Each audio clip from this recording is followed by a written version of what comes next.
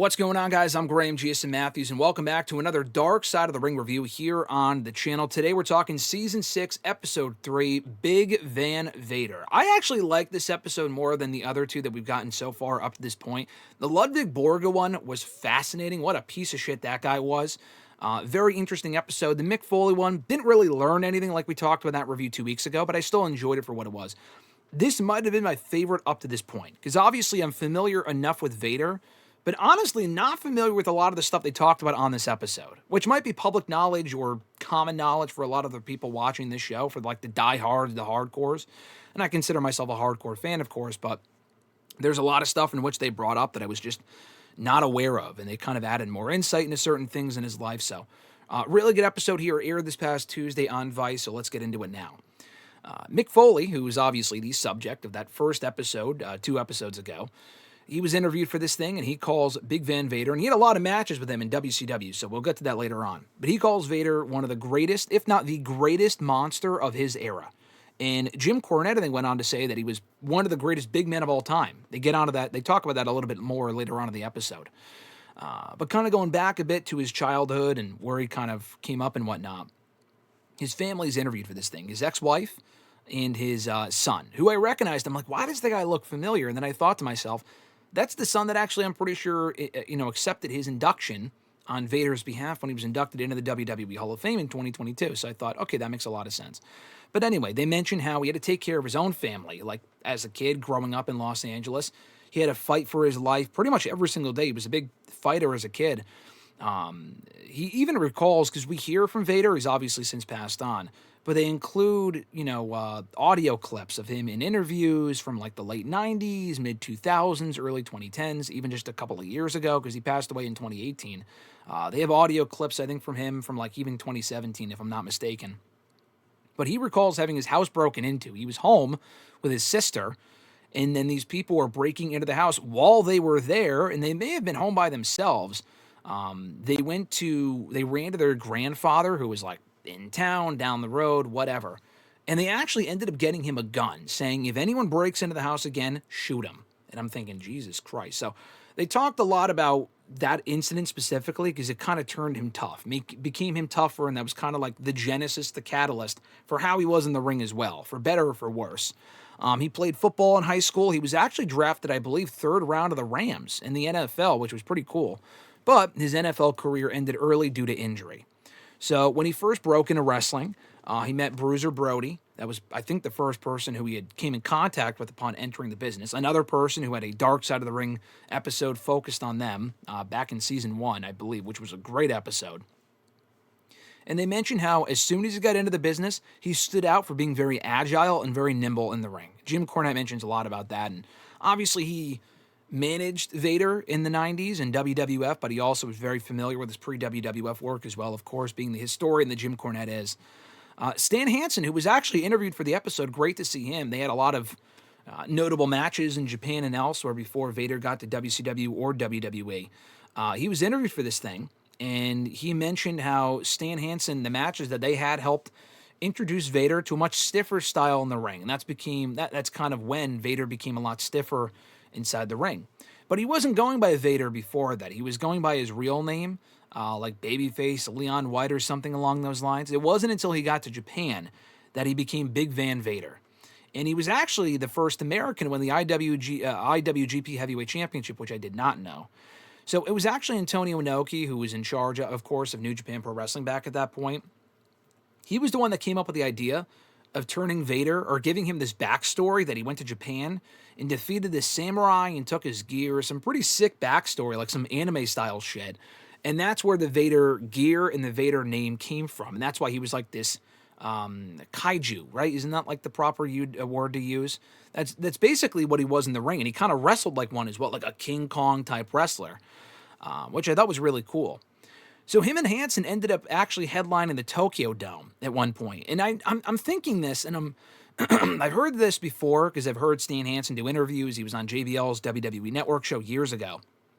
And I think this was discussed in his WWE Hall of Fame speech.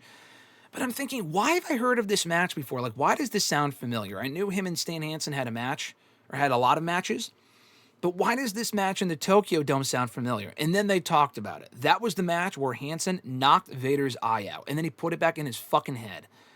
They show clips of it here, absolutely disgusting.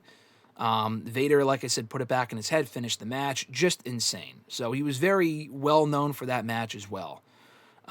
He was in Japan most of the year. He was on the road most weeks out of the year, so he was never seeing his wife. He was never seeing his kid. It was actually Jim Ross who was responsible for bringing him in and recommending him to the powers that be in WCW. That's how he got into WCW in the early 90s. He was immediately put in main events. He was known for his moonsault, which looked great. He also got known and built a lot of momentum and credibility through his feud with Cactus Jack, a.k.a. Mick Foley. They had great matches as well. That also immediately made him a top attraction they talked about. I don't know if this was while he was in WCW. They talked about appearances that he made on various shows in the 90s. I'm pretty sure this was while he was in WWE, if I'm not mistaken. I don't think it was when he was in WCW, but I could be wrong. They showed clips of him, of course, on Baywatch and Boy Meets World. I know him from the Boy Meets World episode, the cameo. I probably saw that episode before I even knew him from wrestling, to be quite honest with you. But they show those clips, which was cool. His son got very jealous. Whenever Vader was home, he kind of became obsessed with the spotlight. He couldn't turn off Vader, and he was never really Leon White. He could never really be his true self. So when he was home, he would go to his son's basketball games, and a line would form for Vader for like autographs and pictures and stuff. And the son's like, "No, Dad, this is about me. This is my basketball game." So he became very, very bitter over that, and I can't blame him. They talk about how he felt, the son felt, the wife felt, a lot of people felt that Vader went very overboard with the character, where he was portraying that character even while he was outside of the ring. And he even mentioned in an interview here, not on this episode, but before he passed, that they, replay here, that he just loved the fact that it didn't matter if he was having a good day, a bad day, it didn't matter. He could go out through that curtain and become a completely different person. He loved that rush of that thrill of the crowd, that rush of the audience, and he wanted to live that every day of his life, even while he was outside of the ring. Ric Flair's talked about that too, and people have said that about Ric Flair specifically. So he had a lot of trouble turning that off. And he eventually lost who Leon was at home. And the wife talked about that as well, mentioning how Vader wasn't the guy that she fell in love with. It was Leon. And he started slowly but surely forgetting who he was at home. They talked a lot about this incident where he paralyzed the jobber, an enhancement guy named Joey Thurman. And they actually interviewed the guy Joey Thurman for this episode. I don't think he'd ever done an interview discussing this before. Maybe he did. But he mentioned when he was interviewed here for the episode that he had never talked about the incident until now. So if that's true and they got him exclusively for this episode, that's pretty fucking cool. I knew nothing of this incident, so I thought this was really interesting. Vader was having a squash match in WCW against two job guys, including this young lad, and he's not like all that old now. This was 30 years ago, 30 plus years ago, maybe. Not 30 plus. Yeah, probably 30 plus. He's probably middle-aged now, so he was pretty young at the time. He was having a squash match against these two guys. And Vader, this guy Joey says, was very nice beforehand, but he noticed something had changed with Vader when they were inside the ring. He was very mean, being a piece of shit to him, very disrespectful, just laying in his shit very stiff, being a complete fucking dick. Like, not as a character, but like even when they were talking about what spots to do next, he was like, "You better take this powerbomb well, you piece of shit," like that sort of thing. Like, what the fuck?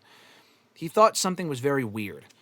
And then he took a move before that looked stiff, and then he took a power bomb from Vader that actually he felt numbness from afterward. It was crazy. It looked disgusting.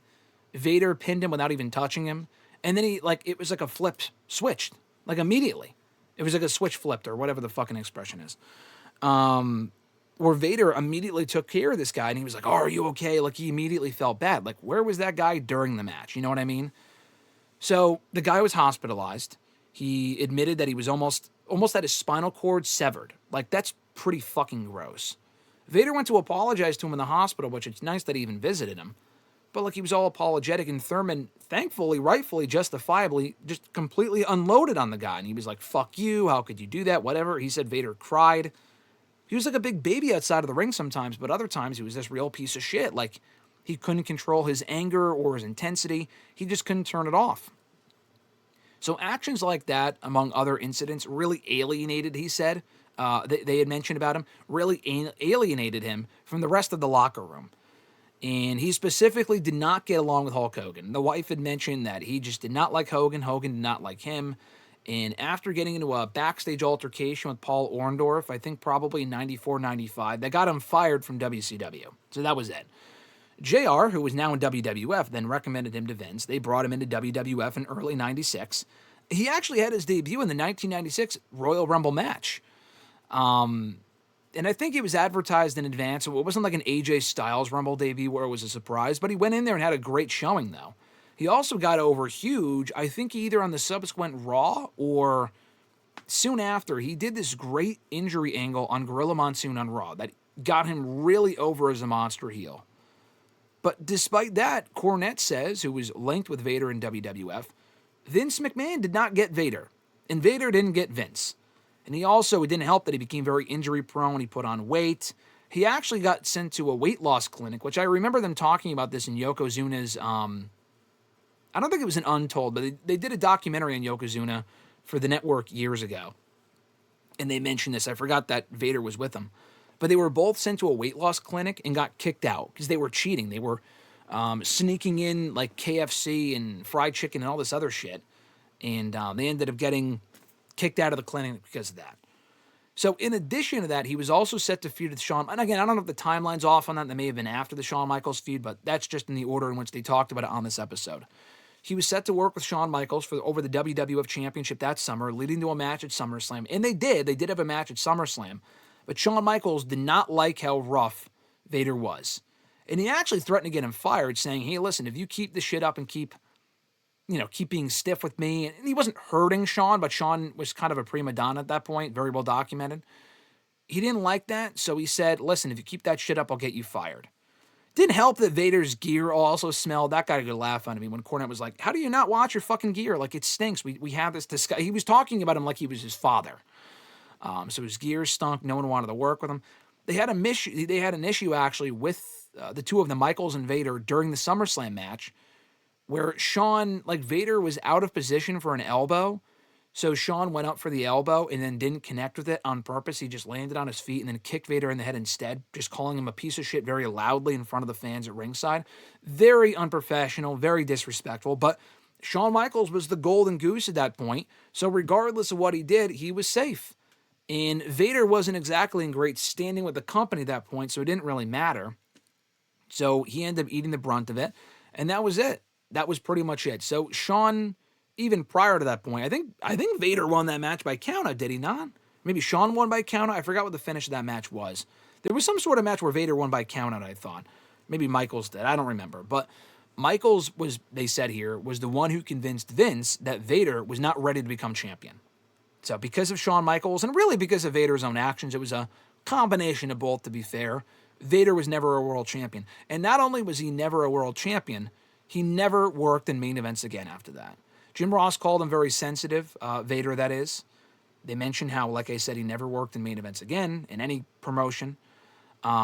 He actually got physical with a talk show host while they were in Kuwait, because the talk show host, and I've seen this clip before, he said to Vader while he was on there with the fucking Undertaker, and the Undertaker didn't freak out the same way that Vader did. He made a comment about pro wrestling being fake and does it still hurt, even if it's fake? Stupid question, but again, you don't react the way that Vader did. He got physical with the interviewer. Vader said later on that it was all part of the plan. The talk show host wasn't clued into it. I don't believe that. He probably just fucking freaked out on the guy. So anyway, that didn't go well. He actually got detained because of that, and Vince left him in Kuwait. They didn't really get into the fallout from that, but I'm like, I've heard that story before. It's just fucking crazy. And I don't know how he ended up getting back to the States. The wife talked about it too, but they kind of glossed over the aftermath, but that did happen. And that actually wasn't what got him fired. They just mentioned that he became too high maintenance. He couldn't get happy, couldn't get healthy, JR said. Ended up taking pain pills. And they didn't say exactly when he got fired. Maybe it was that. I don't know. But maybe that was what got him fired from WWF, but they didn't exactly mention when he got released. So maybe he got released then and I just missed it. I would have to look that up. But regardless, he started taking pain pills, lost his mojo. His ex-wife said that he blew it. He was responsible for his own demise. And because of that, he burned a lot of bridges. His ex-wife even tried to get him to go to rehab, and he just refused. Instead, he would stay in bed for days at a time. So he clearly had a lot of issues coming out of his wrestling career, but like he wasn't really, like, he continued to wrestle. Like, he wasn't retired. He actually ended up wrestling up until right before he died. He died in 2018. I saw that his last match, or his last whatever, was in 2017. Like, if he was able to, he would have continued wrestling, which is pretty fucking nuts. So I guess the family didn't know he was diabetic, so he went into a diabetic coma at one point while he was in Japan. The son was very scared for him and whatnot. Years and years go by. There's a lot that they gloss over in the 2000s and 2010s, but like the Will Ospreay stuff they don't mention, among other things. I guess he got in a car accident right before he died. Not right before, but like about a year before. They gloss over that. It was like Thanksgiving maybe of 2017. I looked that up on his wiki, and I'm like, if that's true, that's pretty fucking crazy. So he got diagnosed with congestive heart failure in 2016, and he was actually given 2 years to live, which is why he wanted to go into the WWE Hall of Fame while he was still alive, because he knew he was going to die at some point. He was hospitalized with pneumonia, and his son started taking care of him. He really stepped up and took care of his dad, which was amazing.